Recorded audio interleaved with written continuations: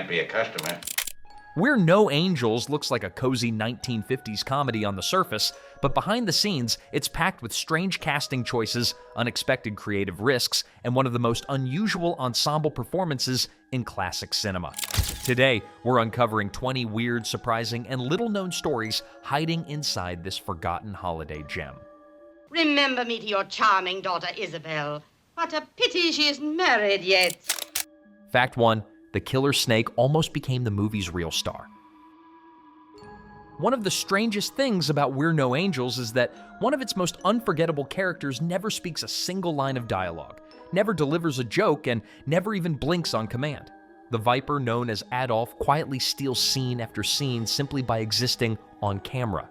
In a film filled with Hollywood heavyweights like Humphrey Bogart, Peter Ustinov, and Basil Rathbone, it's remarkable that audiences often walk away remembering the snake just as vividly as the human cast. Adolf isn't just a novelty prop. The snake actively drives the story's biggest turning points and resolves major conflicts in ways that feel both shocking and darkly funny. Every time the camera lingers on that coiled body and unblinking stare, there's an underlying tension that contrasts beautifully with the film's playful tone. Fact 2. This was Humphrey Bogart's only Christmas movie ever. Humphrey Bogart built his legend playing hardened criminals, cynical detectives, and morally complicated anti-heroes. His screen persona was shaped by trench coats, cigarette smoke, and shadowy alleyways. Out of more than 70 films across his career, it's almost unbelievable that We're No Angels stands alone as his only true Christmas movie. Seeing Bogart in a warm holiday comedy feels like stepping into an alternate universe. Instead of trading threats with gangsters, he leans into gentle mischief, quiet charm, and moments of unexpected compassion. His toughness is still there, but softened by warmth and humor, revealing a side of him that rarely appeared on screen. Bogart didn't often pursue light comedy during this stage of his career, which makes this role feel even more unusual. In hindsight, this holiday detour adds an unexpected layer to his legacy, showing that even Hollywood's ultimate tough guy could comfortably step into a cozy Christmas story. Fact 3. A noir legend secretly made one of his lightest films. Behind the camera was Michael Curtiz, the legendary director of Casablanca, The Adventures of Robin Hood, and countless sweeping dramas. A gentle holiday comedy about escaped convicts finding redemption feels wildly out of place in his filmography. Yet Curtiz brought the same level of craftsmanship to this project that he applied to his epics. The lighting is carefully controlled, the pacing remains tight, and the visual polish feels unusually rich for a small comedy. Even in playful moments, there's a sense of precision in how scenes are staged and how tension quietly simmers beneath the humor. This film also marked Curtiz's final collaboration with Humphrey Bogart. Instead of ending their partnership with a gritty drama or high-stakes thriller, they closed it with something warm, mischievous, and oddly heartfelt. It's a strange but fitting epilogue to one of classic Hollywood's most iconic creative partnerships. Fact 4. The movie was adapted from a French play that sparked a lawsuit. The story of We're No Angels began not in Hollywood, but on the French stage. It originated as Albert Houston's play La Cuisine des Anges, which later inspired the Broadway hit My Three Angels before being adapted into a Hollywood film. After the movie's release, controversy followed. The Broadway adaptation's writers claimed the film borrowed too heavily from their version rather than directly from the original French play, eventually leading to a lawsuit. While most audiences never realized this legal battle existed, it reveals how messy creative ownership could be even in classic Hollywood. Fact 5. Peter Ustinov quietly steals the movie from a Hollywood legend. While Humphrey Bogart dominates the billing, many viewers walk away remembering Peter Ustinov just as strongly. His performance blends mischievous humor with subtle emotional warmth, delivering laughs that feel effortless rather than forced. Ustinov's strength lies in his timing and restraint. Small facial expressions, perfectly placed pauses, and playful reactions shape the rhythm of many scenes without ever overpowering them. He elevates the ensemble rather than competing for attention, giving the movie a relaxed, natural energy. In a film led by one of cinema's most iconic stars, quietly stealing moments without disrupting the balance of the story is no small achievement. Ustinov's performance adds texture and unpredictability that rewards repeat viewings and helps the film feel alive rather than overly polished. Fact 6. Devil's Island was completely fake, built on a Hollywood backlot. Although the film is set in the steamy penal colonies of French Guiana, not a single frame was actually shot anywhere near South America. Every jungle path, prison wall, and tropical courtyard was constructed on Paramount's California backlot using painted scenery, artificial plants, and carefully controlled lighting to sell the illusion of an exotic location. This was standard practice in the 1950s studio filmmaking, but We're No Angels pushed the illusion especially hard. The lush environments look convincing on screen, even though they were created only a few miles from busy Los Angeles streets. Wide shots relied on painted skies and forced perspective, while tighter scenes used controlled lighting to mimic humid shadows and filtered sunlight. What makes this even more impressive is that the film was shot in Vista Vision and Technicolor, formats that exposed every detail. Any flaw in the set design would have been instantly visible, yet the illusion largely holds up. It's a reminder of how much craftsmanship went into creating cinematic worlds long before digital effects existed. Fact 7.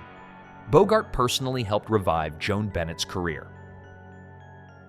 By the early 1950s, Joan Bennett's Hollywood career had slowed dramatically after a widely publicized scandal damaged her reputation in the industry. Casting opportunities dried up, and many studios were hesitant to work with her. Humphrey Bogart stepped in and supported her casting in We're No Angels, helping reintroduce her to mainstream audiences. His influence carried significant weight at Warner Brothers, and the role allowed Bennett to rebuild her screen presence in a lighter, more sympathetic part. The pairing added an extra layer of warmth to the film, and audiences responded positively to her performance. Behind the scenes, it also demonstrated how star power could quietly reshape careers during the studio era, long before public relations strategies became formalized. In many ways, this film marked a small but meaningful turning point in Bennett's professional comeback. Fact 8. The movie wasn't a hit, but it wasn't a failure either. When We're No Angels premiered in 1955, expectations were high. It starred Humphrey Bogart, featured a respected director, and leaned into holiday appeal. Yet the box office response landed somewhere in the middle. The film didn't explode into a blockbuster, but it also wasn't a financial disaster. Reviews were mixed, and audiences seemed unsure how to process a tough guy legend headlining a gentle Christmas comedy.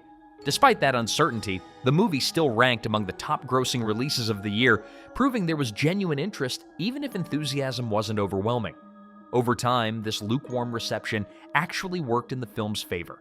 Without massive hype or pressure, the movie was able to quietly find its audience later through television and home viewing, where its charm could grow organically rather than being judged solely by opening weekend numbers. Fact 9. Aldo Ray was cast completely against his tough guy image. Aldo Ray was best known for playing hardened soldiers, rough-edged fighters, and physically imposing characters. Audiences expected grit and aggression from him, not innocence or emotional vulnerability. In We're No Angels, Ray flips that image entirely. His character Albert is gentle, childlike, and openly affectionate toward the snake Adolf, creating some of the film's most endearing moments. The contrast between Ray's physical toughness and his character's softness adds emotional balance to the trio of escaped convicts. This casting choice deepened the film's themes of unexpected humanity and redemption. By subverting audience expectations, Ray's performance helps reinforce the idea that appearances can be misleading, a quiet motif that runs throughout the story. Fact 10. The marketing literally put halos over their heads. Studio marketing leaned heavily into the film's ironic title. Posters and promotional artwork frequently showed the three convicts with glowing halos hovering over their heads, visually hammering home the idea that these criminals might secretly be angels in disguise. The imagery was intentionally playful and exaggerated, designed to instantly communicate the movie's comedic tone to audiences browsing theater lobbies. It also helped differentiate the film from Bogart's usual tough guy marketing, signaling that this was something lighter and more whimsical. While the halos may feel a little on the nose today, they perfectly captured mid-century Hollywood's love of bold, literal symbolism. the artwork remains one of the most recognizable visual elements tied to the film's legacy. Fact 11. A darker remake tried and failed to recreate the magic. More than 3 decades after the original, Hollywood attempted to revive We're No Angels with a 1989 remake directed by Neil Jordan and starring Robert De Niro, Sean Penn, and Demi Moore.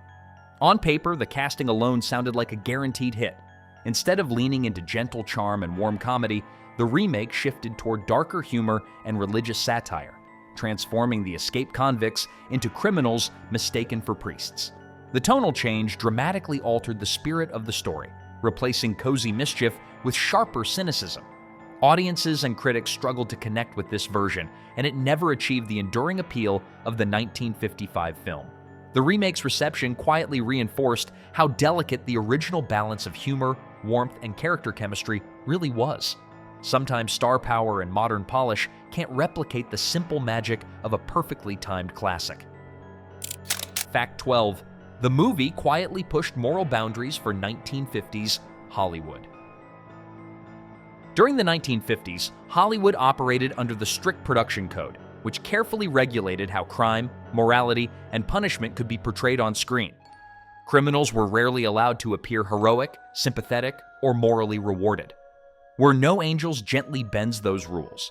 The film invites audiences to root for escaped convicts who protect an innocent family, demonstrate compassion, and ultimately behave more honorably than the so-called respectable citizens around them. Rather than glorifying crime, the story emphasizes personal redemption and moral choice. This soft subversion made the movie feel slightly daring for its time, even if the tone remained light and comedic.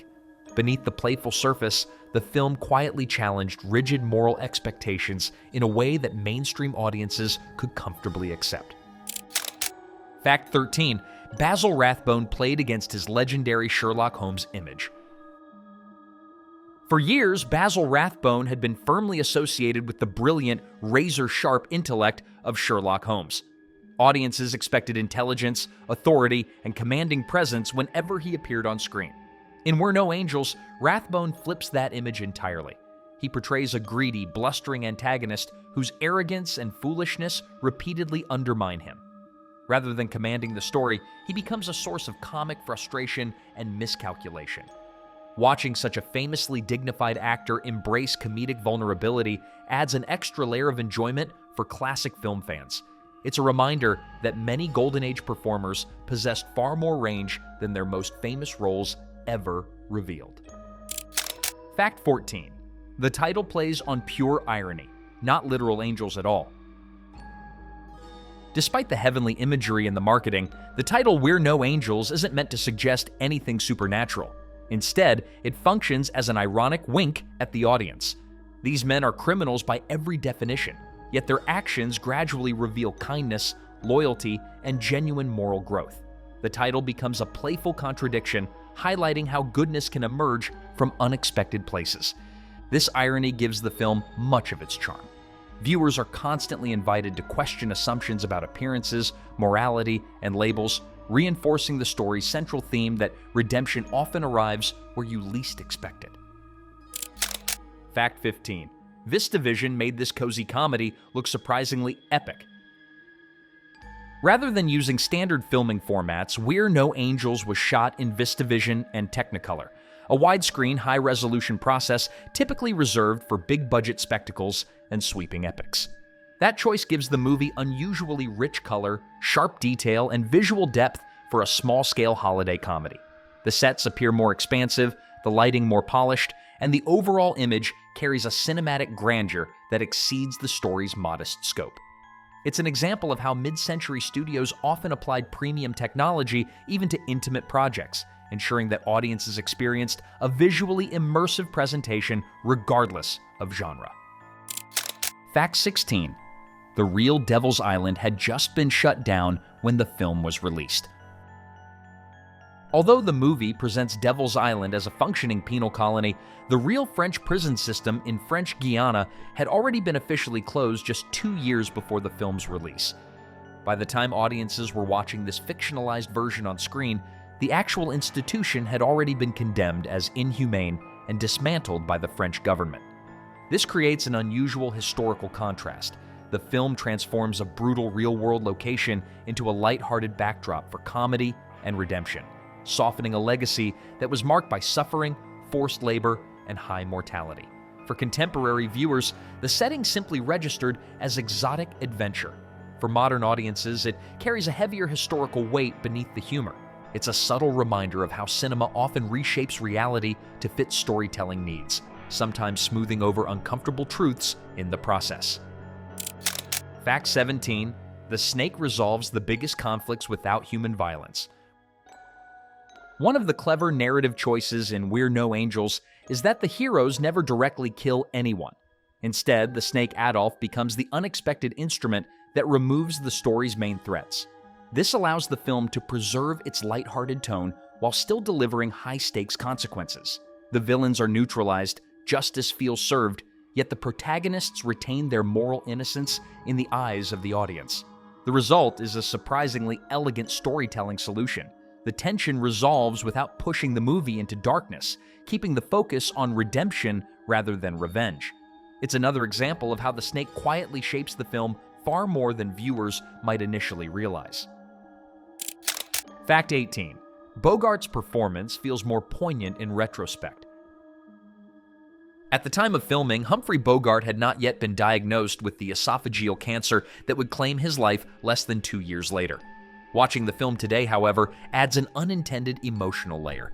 This is one of Bogart's warmest, most relaxed performances, free of the bitterness and cynicism that often defined his screen persona. There's an ease and playfulness that feels especially tender in hindsight, knowing it represents the later chapter of his career. While no one on set could have anticipated what was coming, modern viewers often experience the film as a quiet farewell to a beloved Hollywood icon in a gentler, more human light. Fact 19. Not one real outdoor location appears in the entire film. Despite the tropical setting, every single scene in We're No Angels was filmed on sound stages or controlled studio backlots. There were no real exterior location shoots, no jungles, no overseas travel, and no natural environments captured on camera. Yet through lighting, painted scenery, and careful framing, the illusion largely holds. Audiences believe they're seeing open landscapes and humid colonial settings, even though everything exists within the controlled boundaries of a studio. It's a testament to the craftsmanship of Golden Age production design, proving that convincing worlds could be built entirely through artistry rather than geography. Fact 20. Television turned this modest movie into a holiday tradition. Although We're No Angels didn't explode in theaters, its true success came later through television. Repeated holiday broadcasts introduced the film to new generations who discovered its charm from living room screens rather than movie theaters.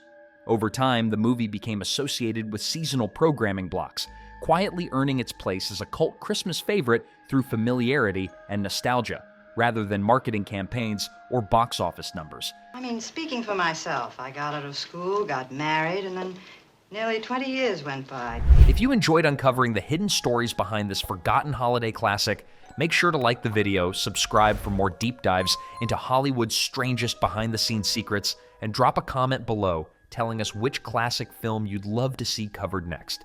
There's always another hidden story waiting to be uncovered.